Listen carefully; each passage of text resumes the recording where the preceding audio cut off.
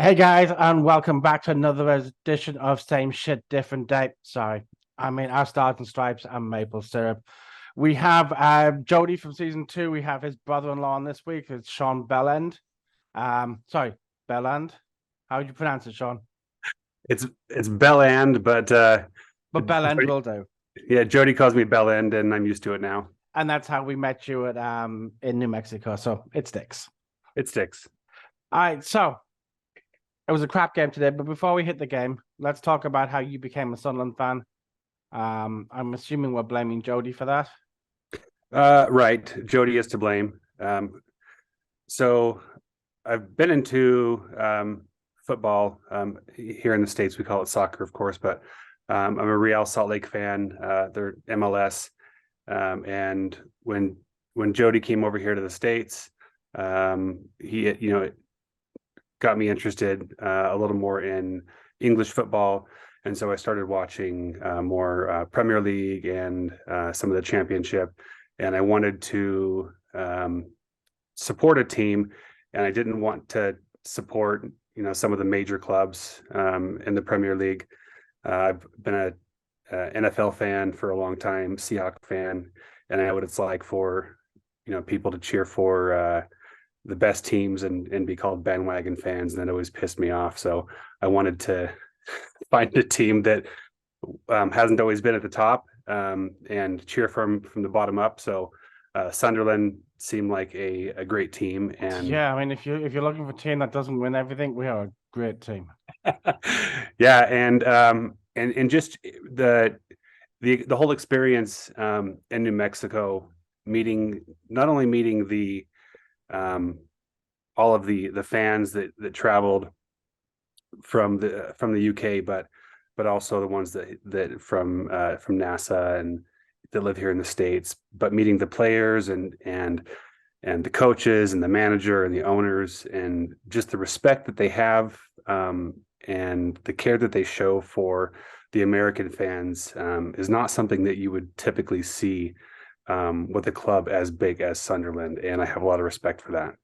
No, and with all of us being together in the stadium at New Mexico, or bulk together in that section 121 area, you'd have got to see some spontaneous chanting, which you don't get in American sports.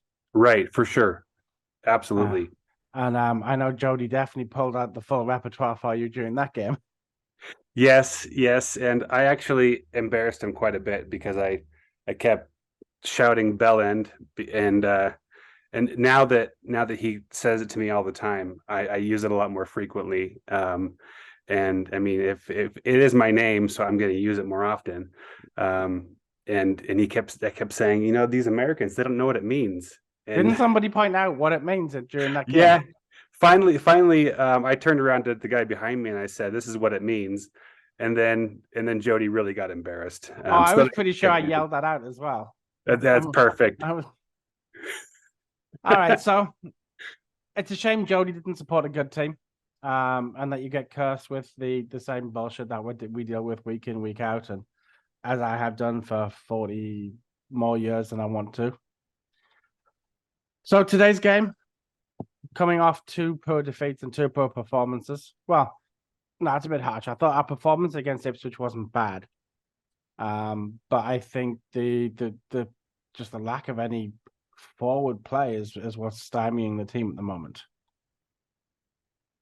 I mean, we looked frightening when Clark and Roberts would run at the defense. I thought in the first half that they could have just played it around the back of those fullbacks all day, and we'd have been okay. But we slow the ball down. We play it through the middle. We try to get it back out wide. We bring it back in the middle, and it's just like the lack of. I don't know whether I know before the game with Dak getting the nod over Hamir. Conspiracy theories out there was like, well, this is just Tony Mowbray trying to show the board exactly what we need. I'm like, I don't think it is, but it was a bad. It was a bad starting lineup. Yeah, I mean, I don't know if it's because of the history that Dak has with, his showing that he can score goals or what it was, but I mean, what you said about going up the middle, I think it's been that issue. These first three games is that the ball gets into the middle, right into the box there, and it gets lost, and it just gets punted right back out every single time. And there's a lot of hesitation, and it's, I mean, even when they brought in Ba, I mean, he gets the ball, and it's just deer in the headlights. What do I do with this ball? There's just not a lot of There's no commitment. options. That's the biggest issue. It's not the fact that it's the fact we don't have options. When you Right. got Dak, who's 5'9" as our striker, it takes out the aerial attack. So now you're having to play the ball on the ground. He's not gifted with lightning pace. So it's not like you can get the ball around him and he can break in through the defenders and slot it in. Right, but that's what happens when you play a midfielder as a striker. I mean, yeah, he is covering the field, but he's a midfielder. He's not a striker. No, and I mean, look, he's a midfielder who can score his fair share of goals. I mean, at Blackburn, he scored 50 and 158 appearances, so it's one every three. But he's not a striker. Right. And even when we brought Hamir on and we're jumping to the second half where we bring Hamir on, we didn't play the ball to him. He was absolutely starved of any service. Yeah, he might as well not even been there. I mean, We might as well have been back down to 10 men. right. I mean, I don't like he had the ball maybe what 1% of the time he was in. So I mean, according to the stats, he had 24 minutes on and he had 3 touches of the ball. exactly. Sorry, 8 touches of the ball. But how is that? I mean, how are you supposed to score goals with 8 touches? They weren't playing it to his feet. They weren't putting it up. Like even when he came on and the height advantage he gave us to be able to clear the ball out of our defense, we're still trying 35 different stupid passes in triangles between the back four. And it's just not good enough. It's really not. And I want to be positive. Like I thought that we'd had a really good preseason, with the exception of the Hartlepool game, and then I thought we played well against Ipswich without really capitalizing. I didn't see the Crew game because it wasn't broadcast. But Right, right. today's game was just absolute gash. I mean, I do make notes while I'm watching the game, and at 25 minutes, I'm like, shit game, no identity. Like if you look at how we played last season, where it was fluid, fast counter-attacking play, it was possession ball, it was breaking down the opposition in their own first third and closing them down, and we're doing none of that. So everything we did that was successful last year, it's like, you know what? Don't bother. Let's just try a different way. Yeah, I feel like the first half at least, it was dominated by, I mean, possession wise, by Jack Clark, and I mean he did well, but then he gets into the middle, and then the ball gets lost, and then Joe Bellingham, he gets the ball, and then it just disappears, and it goes right back to their defenders, and it gets punted back to the opposite side of the field again. So I think when I look at that first half, I mean we bossed possession, we 60% possession nearly. So I'm like, okay, well, where was the biggest issue? And the biggest issue was as we were at the first half of last season, before we went on the run, is that we're trying to take too many touches with the ball. And that's because you don't have an outlet that can run in behind the players and knock a goal in. We don't have even like a player like a Will Keane, who I don't think is that good. I mean, he was at Wigan before he moved to Preston, but that kind of presence. And it's just like, look, I know we knew that we needed a striker, but we've got to go out and actually buy one. And there's talk of having another bid rejected by the Ukrainian team. Like, how shit must our bid for this Ukrainian kid be if a war-torn country's team is saying, nah, it's not enough, mate. It's not enough. Right, right. I mean, there was rumors about Sydney Van Hooijdonk from Bologna. Who I think from what I've seen on, obviously you look at YouTube highlights of a pinch of salt, but he looks like he could do a job. But at the moment, it's just brutal being a Sunderland fan, knowing that we need a striker and questioning where the club is with its search. Now, I will quote Shaun Coxon, and then you can tell me your response. So his exact quote was on text message during the game: "People need to wake up and have some balls and say what's going on with these chances," meaning KLD and the ownership. "It's a fucking disgrace. Skint fuckers mugging us all off. Then if you have an opinion that the Sunderland fan police don't like, how dare you?" So I'm going to ask you the question: are we getting mugged off by the owners, and are they holding on to? I mean, look, it's KLD's money. Like, if he doesn't want to spend it, he doesn't have to. But for a team that has 40,000 average attendance, roughly there or thereabouts, if you think about it, average ticket price at 20 quid, call it. So we're making enough money over the 20 games a season at home plus cup games. Like, should we be spending more on players? Absolutely. I mean, knowing what Sunderland faced previously with the massive deficit in previous ownership, and now that massive deficit, what, 35 million pounds, that's corrected, the money's there. Why sit on it? Sunderland is a massive club, and they should not be where they're at right now.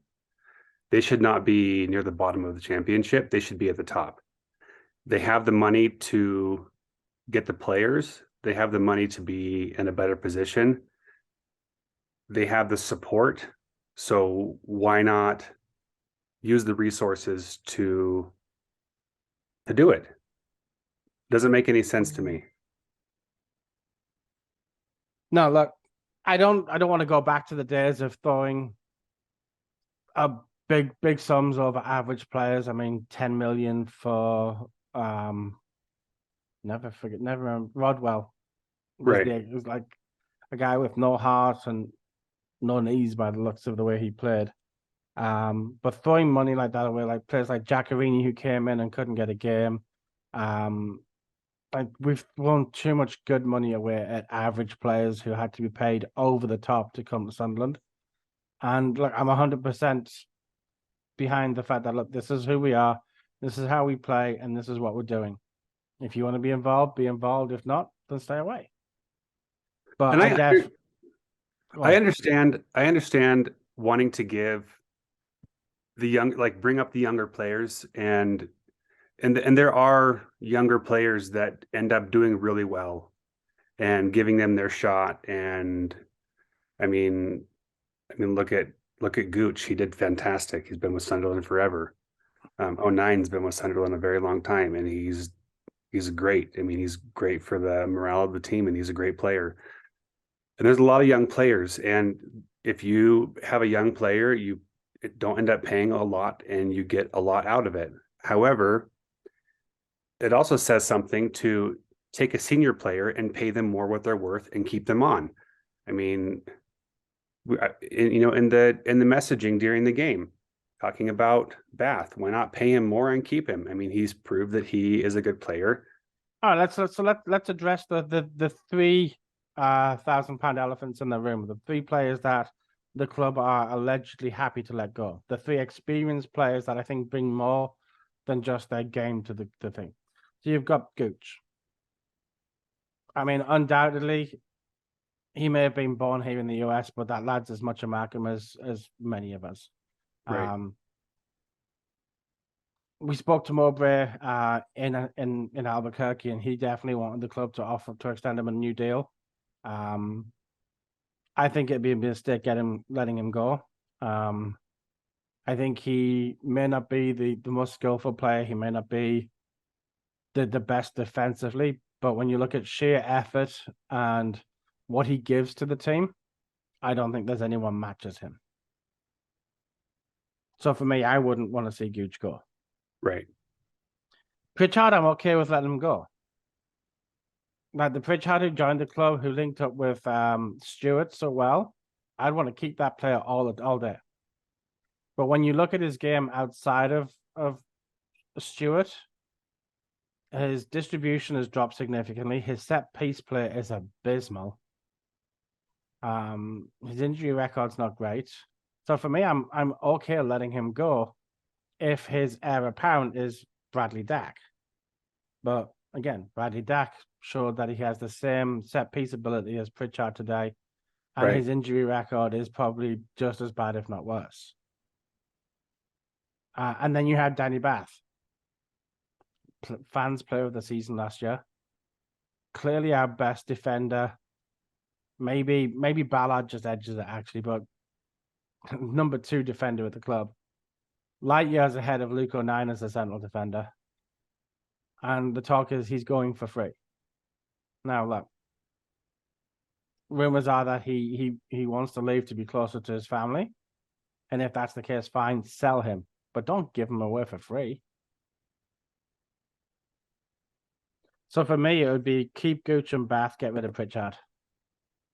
Yeah, I think that's a solid choice.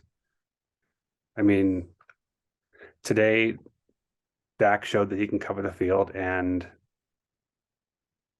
I mean, yeah, Pritchard's good, but if Dak can equally replace him, then why keep Pritchard? No, and look, I think keeping Gooch and Bath adds a steal to the team that you don't have with Pritchard. So I think that's another bonus for keeping them.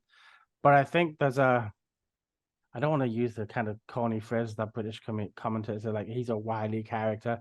But I think there is definitely a game management and a kind of psychology advantage that these players have at an age over the kids. Now, when you look at Dan Neil, Ekwa, Bellingham, Rig when he plays, I mean, if those guys have got like 3 pubes between them, I'd be shocked.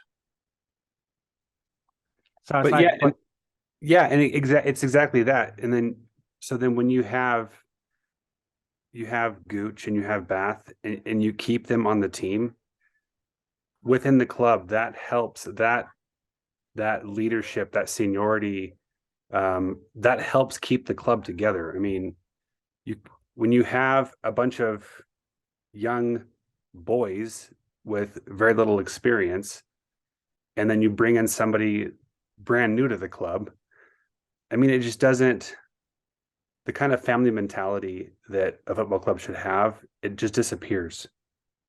no, And I think if you have a high turnover of players, and I don't think we have this season. I mean, if you think Christian Speakman's been with us, this is his 3rd window.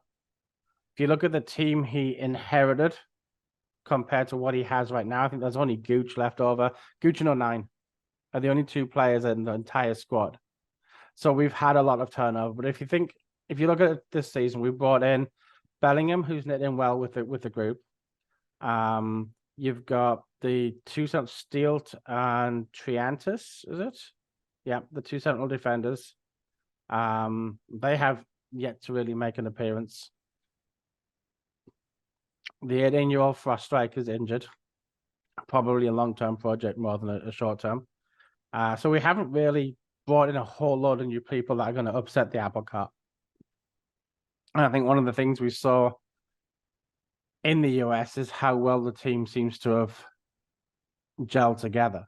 And I think that was probably on show most on the morning of the flight delays to North Carolina. right. Yeah, Whereas I did hear about that. there wasn't so much a situation where players were kind of like podding off with each other. It was just a big group of players, and then a couple would nip off and come. But the group of players kind of like stuck together. And I think in squads gone by, you'd have seen a group of players over here and a group of players over there, and another one behind you, and it would have been definitely a lot more disjointed. So I like the fact that we seem to be a cohesive group. I just like to see that cohesive group do better on the field. Agree, completely agree. Okay, so we still haven't gone in depth in the game, But if you look at Keane's goal, it's another deflected goal that was unlucky to concede. But would you class that as a lucky deflection or dodgy defending for not closing down on the edge of the box? I would say it's poor defending. I mean, yeah, there was luck there. But the back of the box was wide open. I mean, I've watched the goal a few times now, and again, we're recording this literally within half an hour of the game finishing. And there's not one player that I would put at fault for this goal. It's not like last week where I think somebody went missing and was out of position that created the second goal. But the player making the attempt on goal before it was deflected off Keane should definitely have been closed down. I think when I look at our way of defending on the edge of the box, it's there's no real force behind it. Right. I'm okay every now and again with just punting the ball out of the like put it in the stands, just get it off the field, just take a second. But the fascination with trying to play it out nice, I think is costing us because there's not one of those players who's just going to smash the ball to the end of the field. And I think the lack of closing down for sure cost us, because if you're closing down properly, that shot doesn't get off, just like it doesn't get off last week. And we can't be undone by another unlucky deflection. And maybe we have different results. All right, so let's look at the second goal, penalty for Sunderland. The shirt tugging was obvious, and that enough that alone was enough for the penalty, although it's very rarely given. I thought when Clark went down, he was being a bit dramatic. I thought we were a little bit lucky personally. If that was the deciding moment, if Clark going to ground was what gave the penalty, I think we're a little bit lucky. But I'll take the luck every now and then. Yeah. If it's there's a lot different between English football and American soccer. And I've noticed that in English football, there's been a lot more push to keep the game going and for the refs to not call nearly as much as they used to. But in American soccer, I mean, they call it, they blow that whistle for, I mean, the slightest touch. But that foul, I mean, I do think there were a little bit of dramatics, but if that hadn't have been called, I would have been livid. I mean, I think look, if it's called against us, you're upset. Well, of course, yeah, but I mean, still, whether it's in the box or out of the box, I still think it was a clear foul. There was enough of that jersey pull that it did make him go backwards. I don't think there was enough to bring him down. But look, the way that players are these days, they feel the contact and their gut reactions to go down. So look, he shouldn't have been pulling his shirt back in the first place. So look, I'm okay with the penalty. I don't think that we really deserved the penalty, but it was put away nicely.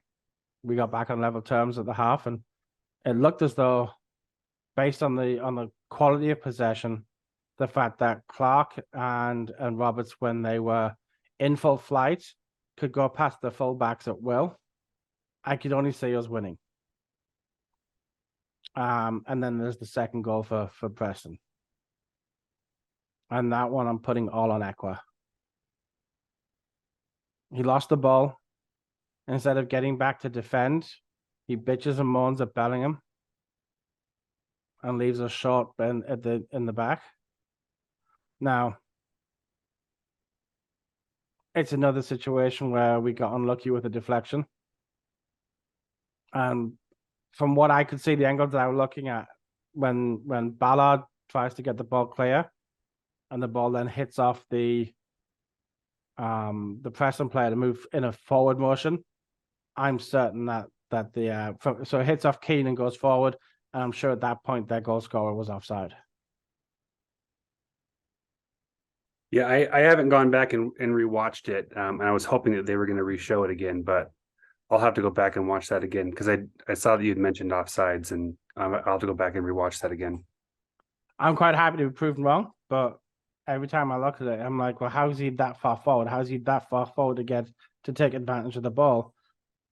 When obviously you've got Ballard making a clearance for the ball to change direction, it has to have hit the Blackburn player. And the second it hits that Blackburn player, is it Frocchio was the scorer? He's offside for me, but wasn't given. We're 2-1 down. And that was game over for me. I mean, we really, with the exception of a couple of decent runs from Bar, I thought we were short on ideas. I thought we didn't really get the ball into Hemir to give him an opportunity. And as we had been for bulk of the season, we're just wanting too many touches and not being clinical. Well, I mean, going back to Ba, I mean, the last really good run that he had, he took the ball right into the box and right into two defenders. And I mean, he should have taken that shot quite a bit earlier, and I think he could have made a goal out of that. There were a couple. I think his first breakthrough came from an error from Preston, and Right. he was all he had to do was their number 16. He had to just beat him, and he tried to beat him for speed and go around him, but the way he was cutting off the angle, it was never going to happen. And I think that's probably as much down to youth and a little bit of naivety in his gameplay as anything else. Then he finds himself free with Hemi on his right, and he decides to shoot from 20 plus yards. And I'm like, if I'm Hemi, I'm annoyed at that. And then he's through after some interplay with Roberts towards the end. And again, that goes nowhere. Right. So I'm encouraged by the play. I'm encouraged by the fact that we're getting forward. And I think when we move the ball quickly with purpose, I think we look fantastic. But that's the thing, is that you have to move with purpose and not get the ball into the box or near the box and then play how many passes can we get before we score. Yeah, I mean, if you look at the pass stats, I mean, look, it wasn't as dull as the Southampton 900 passes. But if you look at the total passes, 446 accurate passes we had to Preston had 194. So we bossed possession. We had 65% of the possession over the game, and our XG was higher than Preston's, but we still lost 2-1. Right. So it's annoying.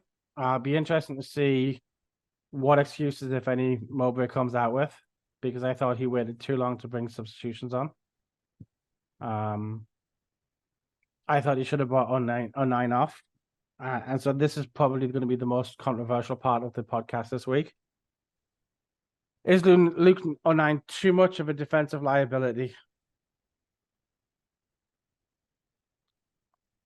Yeah, I think he is.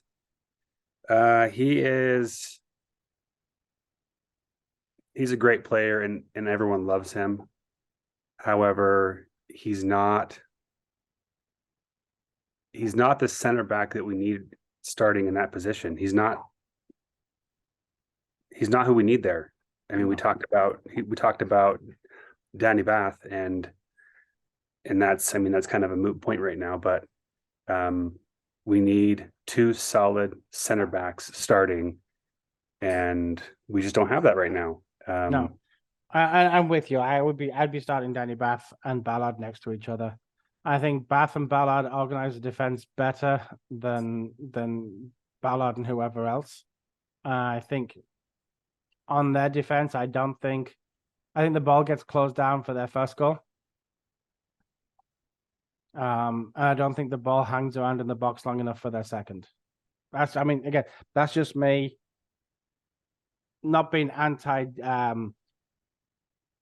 Luke O'Nien, because I think Luke O'Nien's a cracking squad player. But I think when everybody's fit and everyone's at their best, Luke O'Nien's on the bench. And I mean, he's so versatile. Luke O'Nien's so versatile that, I mean, use him for a sub. Great. I mean, he's got his plenty of uses, but with that first deflection, I mean, the fact that the back of the box was so wide open. I mean, there was not a single pink and purple jersey in sight. It was baffling. I could not believe how wide open it was. When you said the back of the box, just clarify that for me, because obviously we have a language difference when it comes to so between. Are you talking about the back line of the defense and the goalkeeper? Or you Yes. okay. Yes, exactly. Yeah. There was just, it should have been deflected, and you should have had at least 3 Sunderland players right there to stop the ball. I think I'm probably going to disagree with you on that one. I think we'll agree to disagree. I think we're trying to keep a high line, and I think it's that high line that cost us with a deflection this week and last week. But I think it's the right way to play from a defensive perspective. But yeah, I mean, I think that our positioning definitely needs to be worked on. I think it's something that Mowbray is going to have to get a hang on before we play Rotherham next week. I agree. Yeah. I think Rotherham next week becomes a big game, because I think if you start with 3 defeats in a row, I think then you have an issue with the mentality, and players start to wonder where the next goal's coming from, where the next win's coming from. So while I'm not calling Rotherham a relegation 6-pointer, I mean, we're 21st and they're 20th. So it's going to be interesting. But on the bright side, Middlesbrough are plumb last. And they lost today. Yep, they lost this morning 3-0 to Coventry. I don't think Middlesbrough will be down there. I mean, they had a bad start last season. Excuse me, a bad start last season. And obviously they did well to get the playoffs as well. But yeah, it's a worse start to the season than I expected. And I think investment's going to be the key on this one. I'm used to cheering for teams that always seem to drop the ball at the goal line. So it's nothing new for me. Okay, for anybody who's watching who's not an American football fan, that's what, fourth quarter in Super Bowl 52, was it? When all you had to do was run the ball in for 2 yards on 4th down and you throw. Yeah, you throw it and you throw an interception. Yeah, was it Richard Sherman should have got the ball, and yeah. Yeah, and Russell Wilson decided to pass and threw an interception. Yeah, but that's what gives Tom Brady another ring. That's what makes Tom Brady so good. Yep, for sure. All right, so Rotherham coming up next week. Again, they've had just as well. They've conceded 6 already this season, but they have scored 3. They got a point. Was it this week they got a point, or was it last week? Where are Rotherham? Rotherham drew 2-2 with Blackburn this week. So after losing last week, they drew this week. What happens next week? It's at home. Well, if we start, well, and I don't think it's going to happen, but if we start Bath and Ballard 2-1, and if we don't,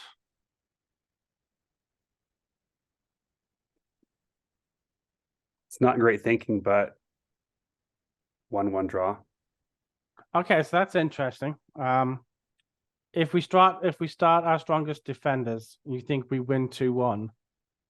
If we don't, we still concede, but we don't score as many. Yeah. All right. Well, pick a result. Do you want the charity bet to go on 2-1 or 1-1? 2-1. Okay, 2-1 Sunderland win. I tell you what, I will do the 1-1 as a bonus bet. I hate this one because we should beat Rotherham quite soundly. I'm gonna go 2-0. I'm gonna say we fix our problems at the back. I think another week of integrating Hemir into the lineup. And maybe we sign Mbappe or Neymar before the end of the week because neither of them are happy. Oh, really? I mean, look, if Inter Miami can get Messi, anything is possible. Now that I would love to see. All right, so you're going with a 2-1 win. We'll throw on your 1-1 draw as well. I'm going with 2-0. We did terrible this week. Chris had a 2-1 Sunderland win. I had a 1-0 Sunderland win. So we both were screwed over on that one. So at the moment, the running total for the charity is $0.00. But hopefully we'll be able to fix that coming up next week. All right, Shaun, I'm going to let you get on with the rest of your Saturday. I saw the finger coming out, so somebody's clearly wanting your attention in the background there. Yes. Thank you very much for coming on to the show this week. Guys, remember to like and subscribe. Otherwise, I'm just doing this for my own YouTube benefit. Shaun, we will catch up with you again later in the season. Thank you very much for coming on. Thank you. Appreciate it. All right, guys, that's all we have time for this week on it's not same shit, different day. Hopefully next week it will be our Stars and Stripes and Maple Syrup. Until the Rotherham game, we'll catch you later.